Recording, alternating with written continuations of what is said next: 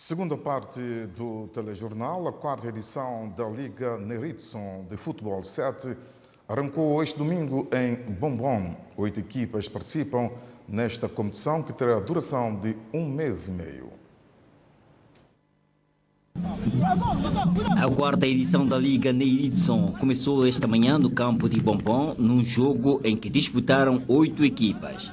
A equipa de Velha Guarda, que defrontou o Saltado, Filadélfia, que defrontou Cabeça Cal, Amigos do Inter, que defrontou a Associação, e a equipa de Monta, que defrontou o Covabaro. O jogo, geralmente, como todas as edições, comporta 8 equipas. Velhas Guardas, Amigos de Inter, Associação, Covabaro. Bem, equipas que são de Bombom e arredores. Mas fora equipas de Bombom e arredores, nós sempre tentamos ingressar alguns jogadores que vêm de outras paragens, porque o Neritson só não foi amigo do Inter, mas também foi um jogador que representou outras equipas também, por isso dentro da liga existem vários outros jogadores que vêm de outras paragens. Liga Neritson é uma competição de futebol 7 que surgiu em Bombom com o objetivo de recordar a memória de um dos antigos jogadores desta localidade, que terá dado valiosos contributos para a promoção do desporto local e no país. É um torneio que vem lembrar o antigo jogador Neritson. Na altura nós, amigos e familiares, pensamos em organizar um torneio para dignificar e lembrar sempre aquele que foi uma das estrelas nacionais. A fase final desta competição vai acontecer dentro de 1 mês e meio. Haverá 3 primeiros classificados e cada vencedor terá direito a um prémio.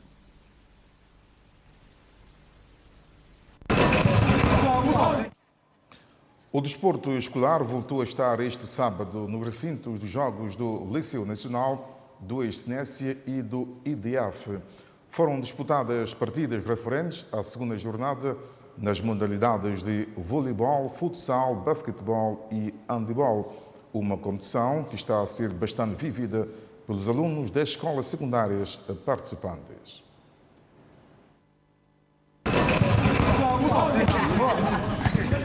Voleibol e futsal do Liceu Nacional, basquetebol do Ex-Sénécia e handebol no IDF. É assim que o desporto escolar é vivido quinzenalmente aos sábados, com a participação de alunos das escolas secundárias. E a passagem da segunda jornada disputada este sábado, o nível das equipas participantes já permitiu identificar novos talentos das modalidades em competição para o futuro do desporto nacional. Nós temos visto alunos com extrema qualidade, alunos que têm demonstrado uma grande capacidade desportiva, inclusive também hemos observado muito fair play por parte dos alunos. É verdade que há algumas escolas que têm alguns déficits, principalmente nas modalidades como voleibol, basquete, ainda tem um bocadinho de dificuldade no que diz respeito à técnica, mesmo o regulamento, mas acreditamos que este é o primeiro passo, vamos nos melhorar posteriormente. No que diz respeito já ao futsal, hemos observado que os alunos têm um grande domínio e acreditamos que isso vai seguir assim. A esta competição, 24 equipas deram pontapé de saída, tendo já sido eliminadas na primeira jornada 4 das escolas despromovidas de condições mínimas para a prática do desporto. Isso mesmo nos confirmou Jailson Carvalho. Essas escolas carecem de infraestruturas desportivas, materiais, não têm lá nenhum campo. Este, acreditamos também, é um fator que influi negativamente pelo fato dessas equipas não estarem nesta segunda fase. Esta fase também é a eliminar e vamos passar já para a próxima jornada, para a fase final, em que será um sistema de todos contra todos a uma volta. Sheila, jovem jogadora da Escola Secundária de Santana, referiu-se à importância deste desporto escolar. Para manter um bom intercâmbio com os alunos que nós não conhecemos, isso é bom. Palavras de agradecimento não faltaram ao patrocinador CST e aos que tornaram possível esta iniciativa desportiva. Jailson Carvalho, que fez um balanço positivo do evento, já deixou a garantia de que o desporto escolar veio para ficar. O Orçamento Geral do Estado e as grandes opções do plano para este ano econômico foram aprovados esta semana na globalidade pelos deputados da Assembleia Nacional. Uma notícia que marcou a semana para rever em retrospectiva.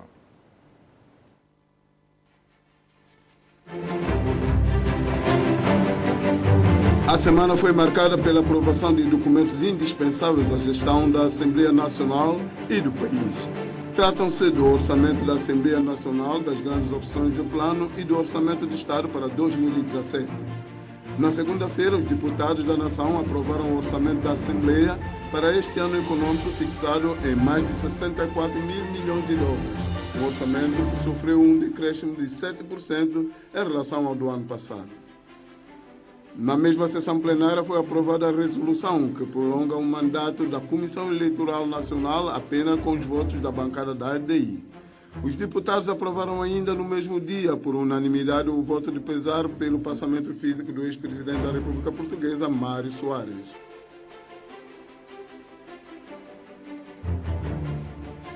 Por seu lado, o ministro da Defesa e Administração Interna, Arlindo Ramos, empossou o tenente-coronel Tomé da Glória no cargo de chefe de serviço da Capitania dos Portos, Silvestre da Apresentação no cargo de diretor do Serviço de Imigração e Fronteira e Armando Correia como assessor do Ministério da Defesa e Ordem Interna. Outra notícia que mereceu destaque do dia foi a defesa feita pelo ministro da Defesa e Administração Interna, Arlindo Ramos, da necessidade do governo passar a controlar melhor as entradas e permanência de cidadãos estrangeiros em São Tomé e Príncipe. Na terça-feira, a Assembleia Nacional deu início à análise e discussão na generalidade das grandes opções do Plano e do Orçamento Geral do Estado para o ano econômico 2017. Um instrumento avaliado em cerca de 3 bilhões 237 mil milhões de dólares foi apresentado pelo primeiro-ministro e chefe do governo, Patrício Trovoada. O modelo reformista que pretendemos seguir hoje é o único caminho suscetível de inverter o curso da nossa história e criar as condições de um crescimento e desenvolvimento sustentáveis. No mesmo dia, uma delegação timorense do secretariado do G7, chefiada pela ministra das Finanças, iniciou uma visita de trabalho a São Tomé e Príncipe com o objetivo de melhor se inteirar das realidades que o país oferece e colaborar no quadro das atividades do G7.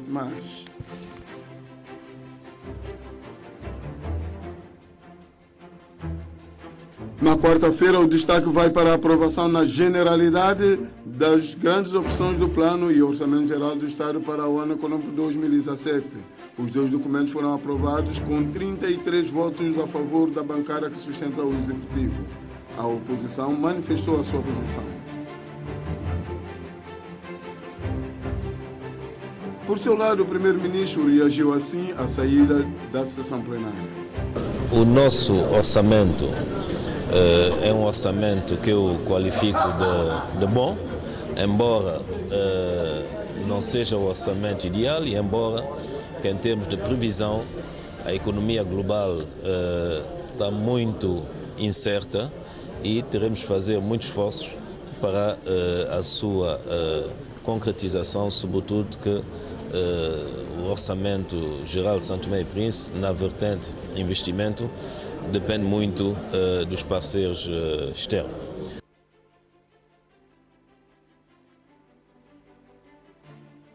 Patrício Trovoada reagiu no mesmo dia à classificação de São Tomé e Príncipe na publicação da Transparência Internacional, onde o país subiu 22 posições, dizendo que é mais um sinal positivo para o país e que isto só vem justificar grandes progressos do país no combate à corrupção. Está tudo mal, mas o FMI, o Banco Mundial, Transparência Internacional diz que as coisas estão a melhorar.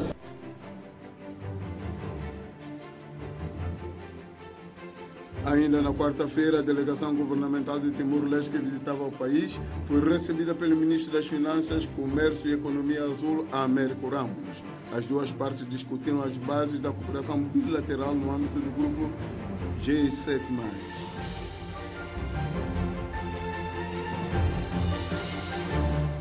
89 responsáveis do ensino básico, entre diretores, supervisores pedagógicos e orientadores, participaram num seminário sobre a violência contra crianças e adolescentes que teve início na quarta-feira.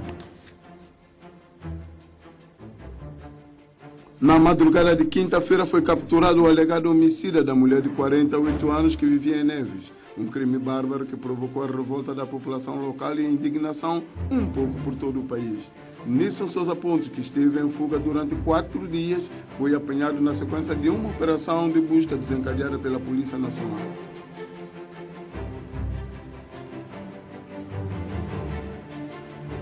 As grandes opções do Plano e Orçamento Geral do Estado começaram a ser discutidas na especialidade na quinta-feira.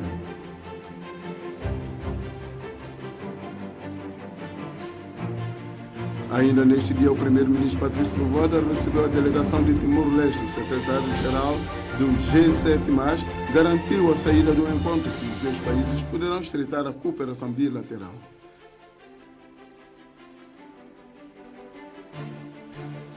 Foi validado na quinta-feira o documento que permitirá avaliar os docentes mediante certos critérios. O quadro de qualificação dos professores foi analisado no ateliê de 4 dias organizado pelo Ministério da Educação, Cultura, Ciência e Comunicação, que teve início na terça-feira. A direção da Federação São Tomense de Futebol assinala o 2º aniversário do seu mandato com atividades esportivas e recreativas, incluindo um jogo amistoso de futebol e entrega de novas insígnias da FIFA aos homens da Pito. Na ocasião, os responsáveis avançaram que a organização pretende imprimir no país um novo sistema de inscrição dos jogadores de clubes, cumprindo assim uma exigência da FIFA, já na próxima época futebolística.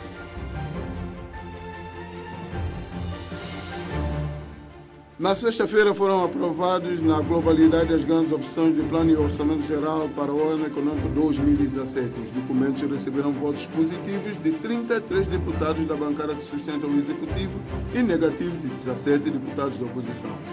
Na primeira reação à aprovação do documento, as grandes opções do plano, o primeiro-ministro, Patrício Trovoada, lamentou a fraca contribuição dos deputados da oposição. O debate na especialidade é um debate que permite aos deputados dar as suas opiniões, as suas sugestões. Afinal de contas, são questões que brigam com a vida das populações. São deputados que representam o povo, são deputados oriundos de distritos. Eu estava à espera, de facto, que houvesse um pouco mais de participação e de sugestão. Ainda na sexta-feira, a TVS divulgou o despacho ministerial conjunto dos Ministérios das Infraestruturas, Recursos Naturais e Ambiente, das Infraestruturas, Comércio e da Economia Azul e da Defesa e do Mar, que endurece as medidas contra a extração ilegal da areia no país.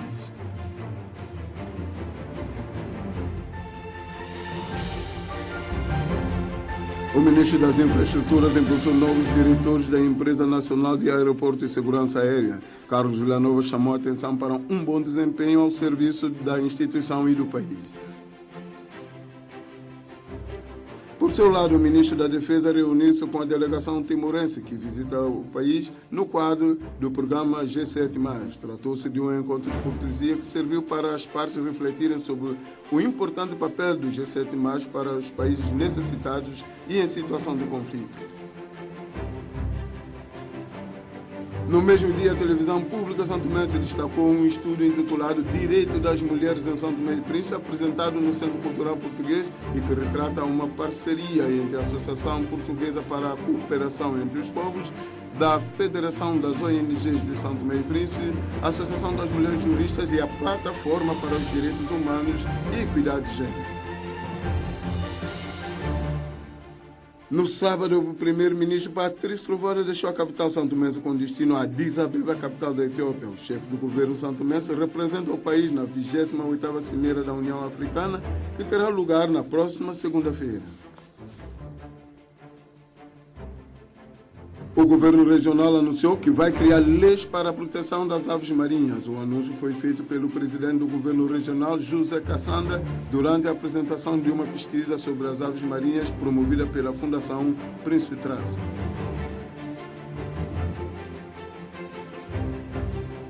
Finalizamos com a informação que dá conta de que o Sindicato das Cantineiras, Guardas e Jardineiros celebraram este sábado o 2º aniversário da sua criação. A atividade decorreu na Escola Primária Dona Maria de Jesus.